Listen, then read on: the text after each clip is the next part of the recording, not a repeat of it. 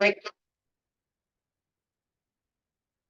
Krishna, Krishna Krishna, Hare Hare, Hare Rama, Rama Rama, Hare Hare.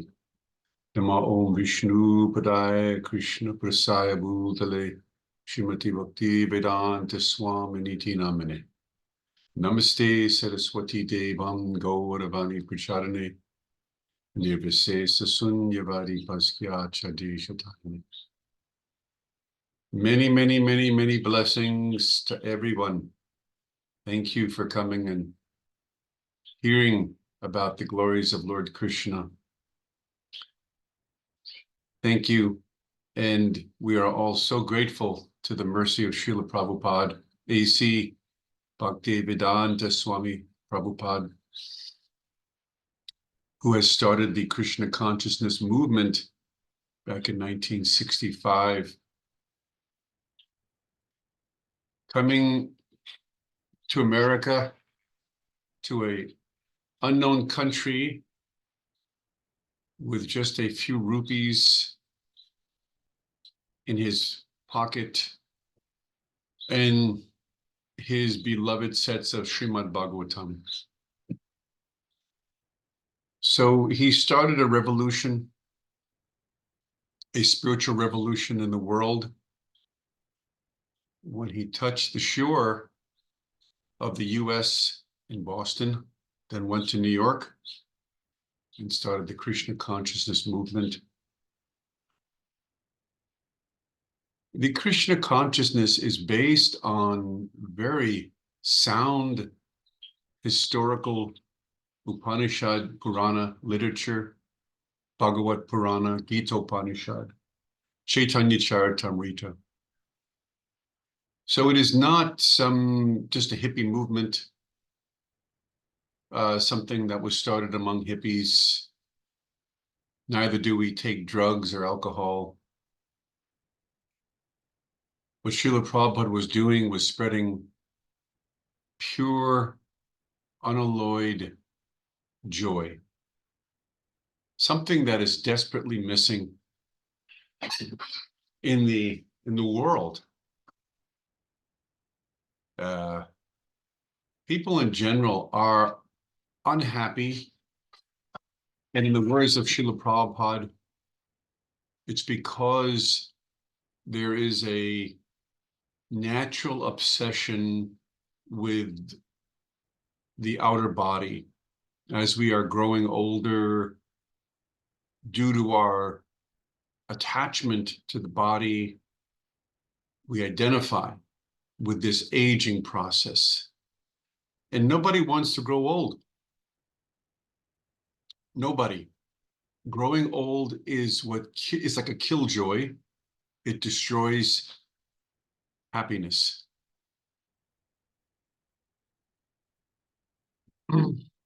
And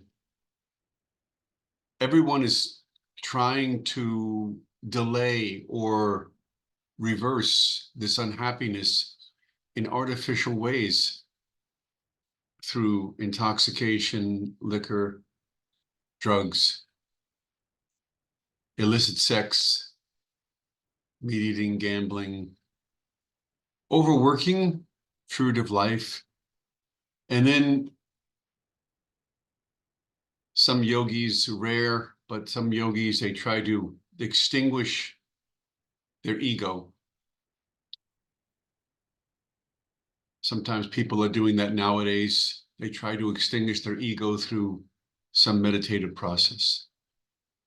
Everyone is trying to delay the unhappiness and reverse it, trying to make a happy situation for themselves. Everyone. It's common to all people, everywhere. In fact, it's happening every second. Everyone is trying to be happy. Be happy. Sometimes a guru comes from India, tries to teach you to relax and be happy and breathe. But that's not actual happiness. To take some relief from the suffering is in itself not happiness. Srila Prabhupada came to teach real happiness. And it's very rare what Prabhupada is giving. I will not say it's something common. It is confidential. It is rare and is rarely given. If you look at all the different yugas, the time periods, according to the Vedas, Satya Yuga, Treta Yuga, Dwapara Yuga, the different time periods, there was a remedy given by the Vedas, how people should live and meditate and focus and so forth in order to be happy.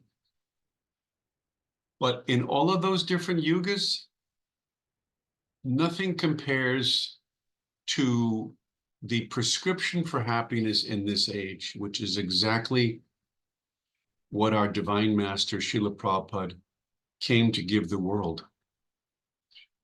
You see, the joy of chanting Hare Krishna was never known before. That joy is so powerful, so overwhelming, that it creates a river, a current, an ocean, an oceanic effect. The more you chant, the more you become happy. And this happiness brings you directly into the association of the original supreme God, Krishna himself, who himself, he is the reservoir of all joy. His beautiful, young, eternal form causes bliss in the hearts of anyone who comes into his association. An overwhelming amount of bliss. It's called ecstasy. You can read about the types of ecstasy, what ecstasy is. You can read about the descriptions and the characteristics of ecstasy found in Krishna's devotees in the Nectar of Devotion, which was written by Rupa Goswami, who is a direct disciple and associate of Lord Chaitanya Mahaprabhu, who is Krishna himself. This Hare Krishna chanting, it started 500 years ago. And if you take to this chanting today, you will be able to inculcate within yourself, you'll be able to nurture the same vibration that Lord Chaitanya experienced 500 years ago. The same ecstasies will come into your life and your body. You will experience a pleasure that is heretofore unknown. It is so sublime, so sweet. It is without any bodily identification. It is the deepest, most sublime ecstasy because it creates a bond with God, and God is all blissful and all joyful. And that bond of love is original. It exists between us and Krishna. And when you chant the holy names of Krishna, that bond awakens. It's like the natural affinity to love is dormant in all of our hearts. And when that natural affinity is directed to Lord Krishna, we become filled with ecstasy, happiness.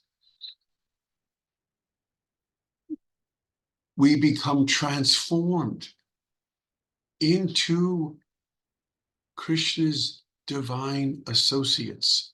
The Lord loves to play. He loves to have a good time. He loves to enjoy his beauty, his personality.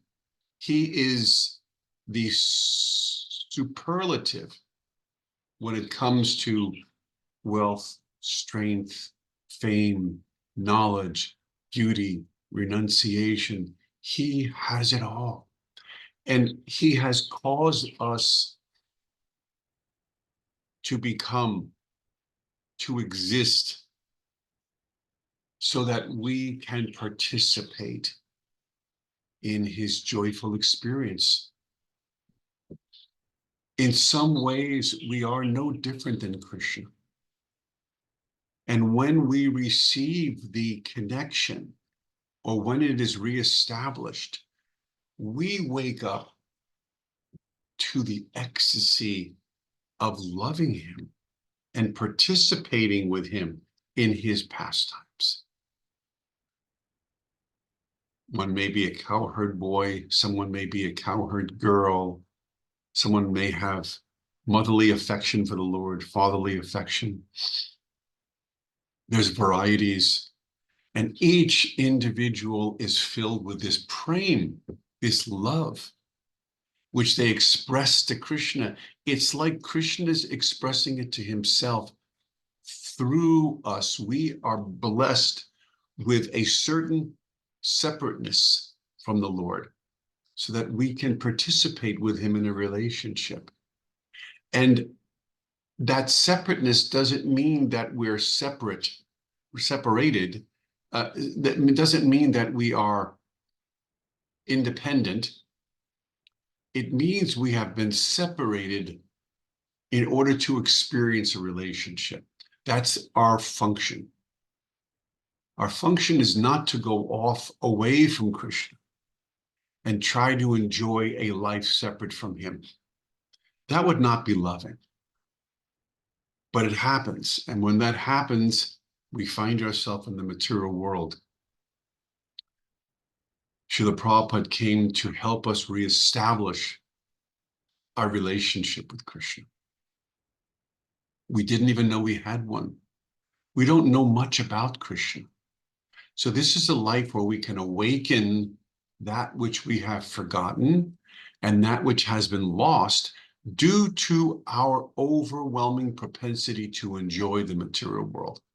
So when we come to Krishna consciousness, not only are we given this beautiful mantra to chant, dance, deities, beautiful activities in Krishna consciousness, we're also given a regulative lifestyle where we are going to limit or regulate our bodily activities so that we are not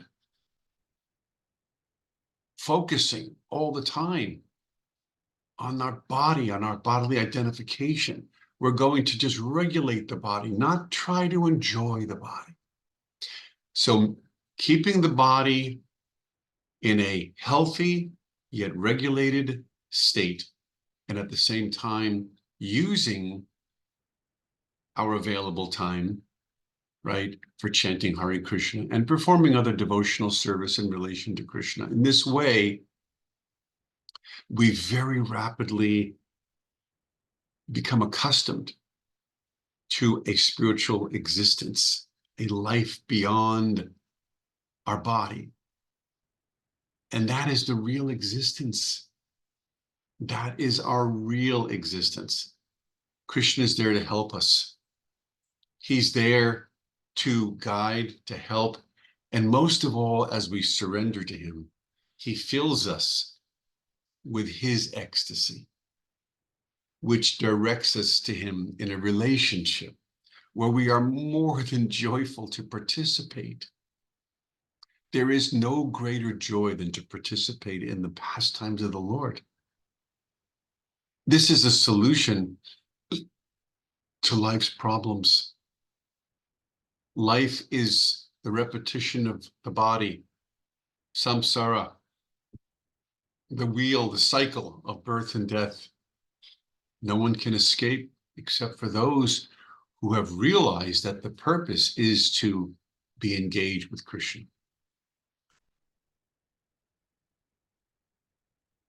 we are falsely engaged in our own independent lifestyle now. And since we are not God,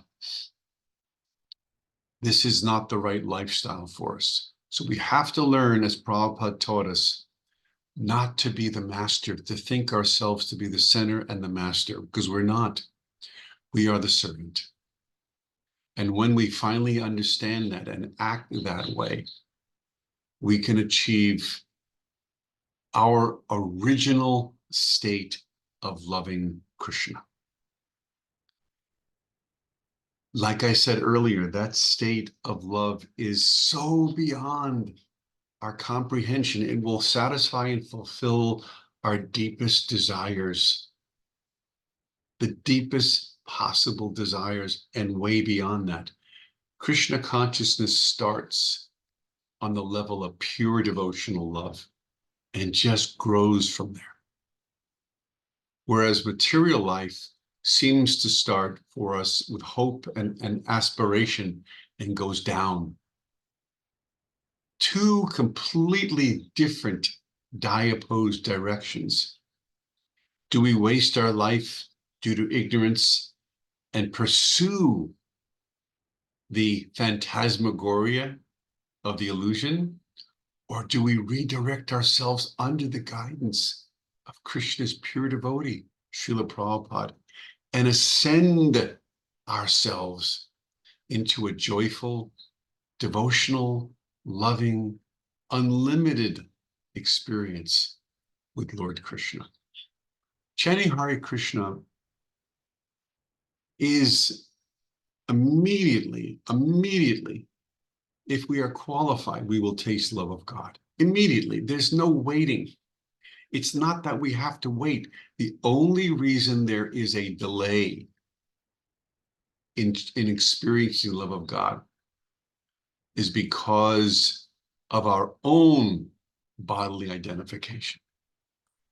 But if we become intelligent and follow the path and chant regularly the Hare Krishna names of God, Hare Rama, Hare Krishna,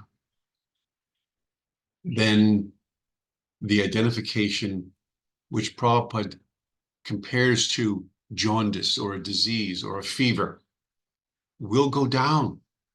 And the natural joy, not just joy, but transcendental joy and love for Krishna will manifest. And not just manifest, but be with us always. The biggest letdown in meditative life for those who are trying to become God conscious is coming down. Everyone comes down. You do some meditation and you feel some joy, and then you come down again. In Krishna consciousness, you do not have to come down. The only reason you come down is to preach and teach. And that is joyful compassion that the Vaishnava has, as our spiritual master did. You don't just want to take this speciality, what you have gained for yourself. Vaishnavas are compassionate. We don't want to see others unnecessarily suffering. So we preach and teach. Other than that, a devotee can remain absorbed in his love for Krishna. That love gets more and more tender and pure until it becomes overwhelming. And we are certain that when this body, the time is up and we are asked to leave, because it's only so many days, hours, and minutes that this body can exist, as we all know. And when our time is up, we can go immediately and join the beautiful, ecstatic, sweet Lord Krishna, who's playing his flute, who has no unhappiness, who is a source of all joy and love. And we can join him and others in a pure life where we never grow old, we never get bored, we're never tired, we're always inspired, Our full sense of love can be accomplished in the association of Lord Krishna. And this is what Srila Prabhupada came to give. So if you are an intelligent individual, and I know there's so many intelligent people, but when our intelligence is involved in the body, using our body for our own pleasure, even someone who's got good intelligence, that intelligence is lost. So rather than lose our good intelligence over a temporary body, which cannot bring us any lasting pleasure, let us try to be intelligent to understand what is our real opportunity, what is our real treasure, where we can find lasting happiness that transcends the temporary material body. And when we are accomplished in this awakening of love for Krishna, remember that we will not take birth again in the material body. This is a very important consideration. Some people, and nowadays many people, they don't consider that. They don't even think there is a spirit soul inside the body. They don't think that there's another life. They don't think anything. They think when it's over, it's over. This is the darkness, the darkest of ignorance. This is complete stupidity. And people think, I don't care. I'm just going to die. I'm going to enjoy my life now and just die. But you won't die. You will go on because you're eternal spirit soul. And your next life is based on the activities of this life. Makes sense. And if you're doing badly in this life, you will be punished in the next life. You won't have an opportunity like you have now. You must accept punishment for your foolishness, your wasting time, your desire to enjoy this life separate from becoming God conscious. You must be punished or rewarded. If you are a pious living being, if you're charitable, if you're kind, if you're sweet, you can get some reward for that. But whether you're getting punished or rewarded, it doesn't help in the transcendental process of finding a permanent solution to life's problems. You will get reborn. You don't need to. Rich man, poor man, big house, small house. The cycle goes on and on. At some point, you must become intelligent to inquire. Atato Brahma Jignasya. What is the real purpose of living? And this is what Srila Prabhupada came to give us. He's teaching what is the real purpose of living. Any intelligent man can read Prabhupada's books and take up the formula of chanting Hare Krishna. And he can become self-realized and get out of the illusion of thinking that the oasis is that the mirage is an oasis when it's really a mirage. I'm not telling you anything other than pointing out what you're already experiencing. You're experiencing illusion. You're experiencing a shadow of reality. This is the condition we are all in. And we are in this condition due to our karma. And this karma originates because of our decision to be separate from God. Separate in the sense that his interest is not our interest. We are selfish beings that are attached to our body, that are attached to our pleasure. And this body was awarded to us to allow us to enjoy independently from Krishna or God. And when we are given the proper understanding from the Guru, the spiritual master, Srila Prabhupada, A.C. Bhaktivedanta Swami, and we follow the instructions, it's like a doctor giving you medicine to cure your disease. So Prabhupada has no financial interest in giving us this information. He's not a cheater. It is not difficult to follow his instructions.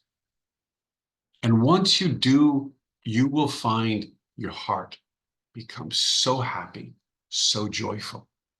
No longer any pain or anxiety. And that joy flows throughout you.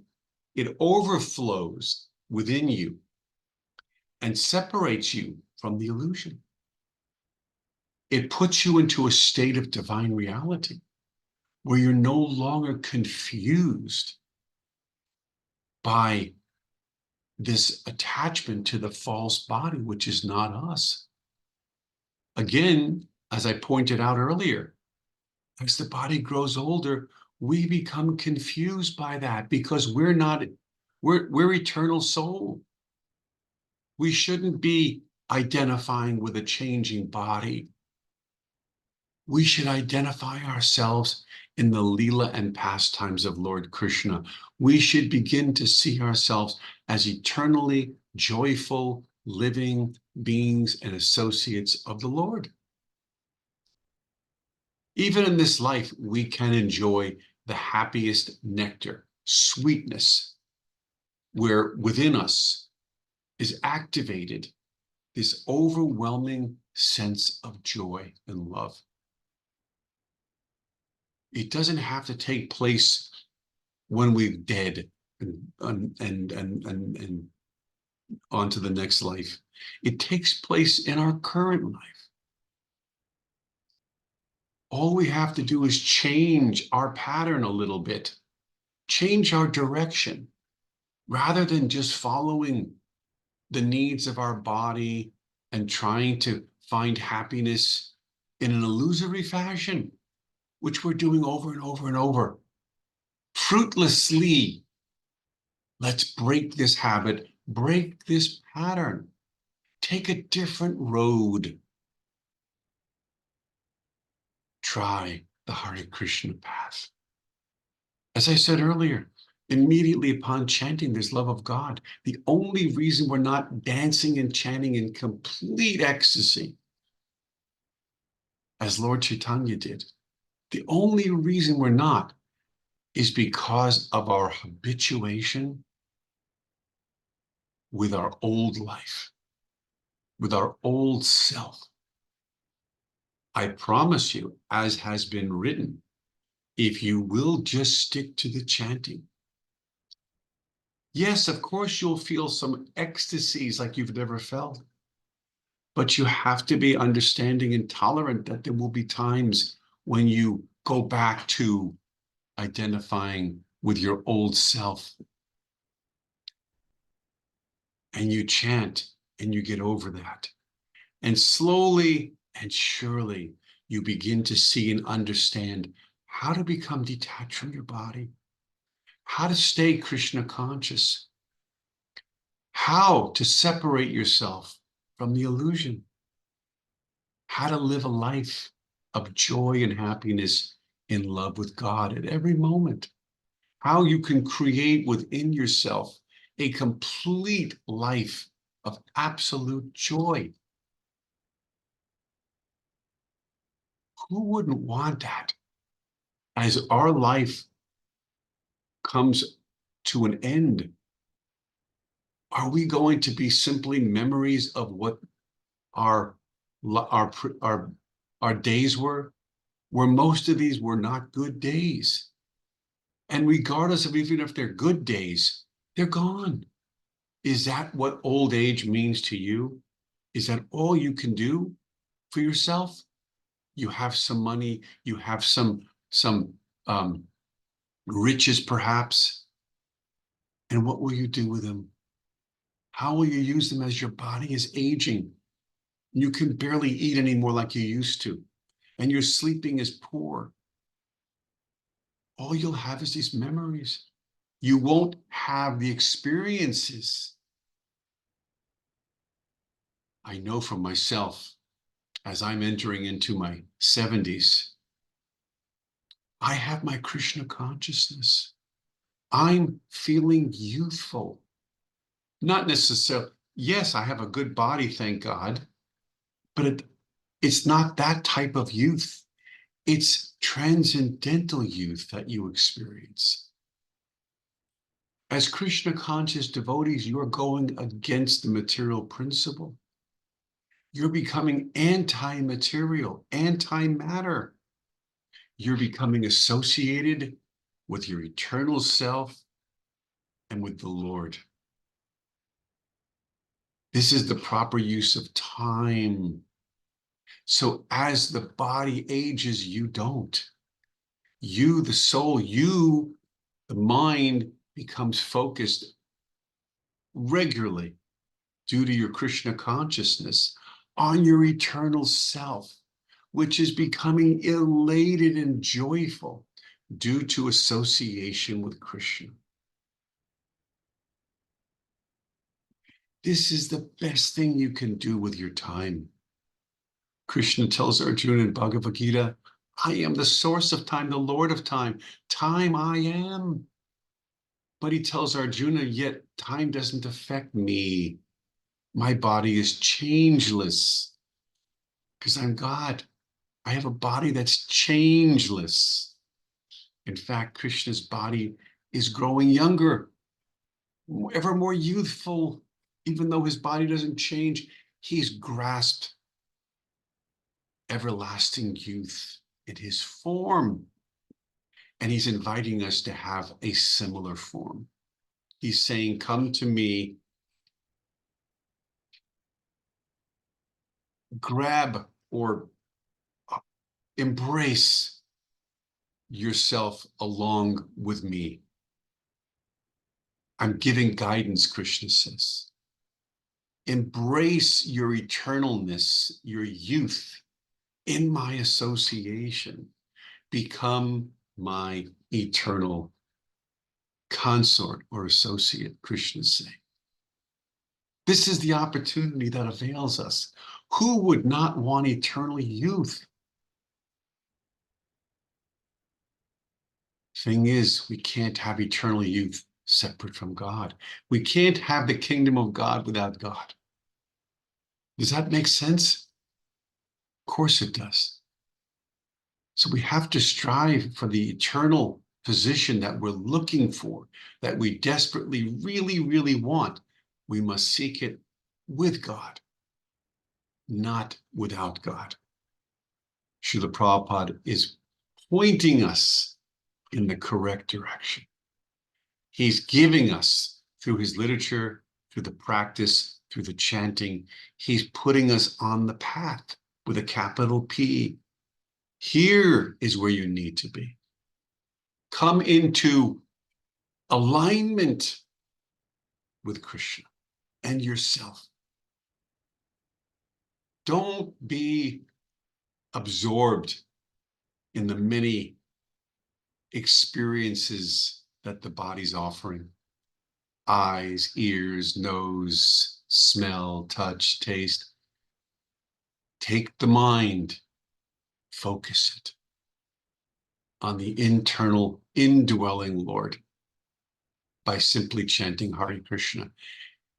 In this age, without any prior meditative experience, not being born of a Brahmin family, the lowest meat eater, drug user, hippie, it makes no difference. All of the sins and all of the faults and all of the shortcomings that we are coming from, that is part of our life up to this point, that our family has also been part of. All of those shortcomings can be stopped, reversed, erased, converted, transformed. There is no one, no thing that cannot be fully purified and converted into a state of divine love by chanting Hare Krishna and participating and giving and following the practice of bhakti yoga, bhakti, the yoga of love and devotion. Permanent results that you can experience now in this life. So rather than going to clubs and barbecues and nightlife and chasing men, chasing women, and unnecessary socializing, and constantly wasting valuable time. Let's use the valuable short amount of time that we have for progressing spiritually, for aligning ourselves with God. Hare Krishna, Krishna Krishna, Hare Hare, Hare Rama, Rama Rama, Hare Hare. So easy. And this chanting is never boring. It's never just repetitive. It has a special mystical power to it. If you chant it, you will never get tired of it. That is proof in and of itself of here is God. If I say water, water, water, water, I'll never receive any water, ever. There's no water by simply saying water, because it's not absolute. Whereas if I say Krishna, Krishna, Krishna, Krishna, there's an absolute, there's an absoluteness to the name. And I will achieve an experience that I could not have otherwise. Beyond the body, I can waken up my dormant love, my connection. And you and I are spirit souls that have lost our way. And this chanting will uncover the bridge that we can walk across back to the kingdom of God. It's really that simple. It's not complicated. And just as a man who's eaten his dinner, the waiter does not have to walk over to him and say, "Sir, you're done." The man knows he's full. And when he's full, he's done. In a similar way, you will know when you are Krishna conscious, because you're part of Krishna, you're part of God. And so when you say Krishna's name and you have the fullness of understanding, you can smile within yourself, because you know you have captured the eternal nature, the personality of Godhead is in your heart. You've captured him. He's with you, and you are part of his experience. And you've changed your character, everything. Your life is glorious because you've aligned with Krishna, which means the favored one. Follow the leader, not the false leaders, the real leader. Krishna's playing his flute. He's leading. Follow the real leader. If you follow Krishna, you will be victorious in your life. You will not die thinking, what a crappy life I had. You will die knowing that Krishna is with you at that moment. And you will die with a huge smile on your face. Devotees who are in love with Krishna don't even wait for death. We're happy now. We're happy when we start Krishna consciousness, and we're happy all along as we grow spiritually. It's a very special opportunity, this life. Don't waste it on repetitive, useless nonsense and ineffective ways of becoming happy. Take up this challenge. Look at beautiful Lord Krishna. Ask yourself, would you like to live with him and be with him and know him? Become an eternal associate of Lord Krishna. Experience the overwhelming joy, bliss, and knowledge of knowing Krishna. That is the challenge that Prabhupada gave all of us, the opportunity, not the challenge, but the opportunity. This is a rare opportunity. Put all else aside. Put on blinders. Just focus on this one opportunity, even for a moment, and see how beautiful it is. Allow it to grow within you. Take this seed of love and water it. Let it grow into a beautiful tree where you can taste fruits of love of God. Don't be a miser. Don't stay attached to a dying body. Wake up, Jeev Jago, Jeev Jago. Wake up, sleeping soul. Wake up. Taste this divine love. Chant Hare Krishna. I'll see you next time.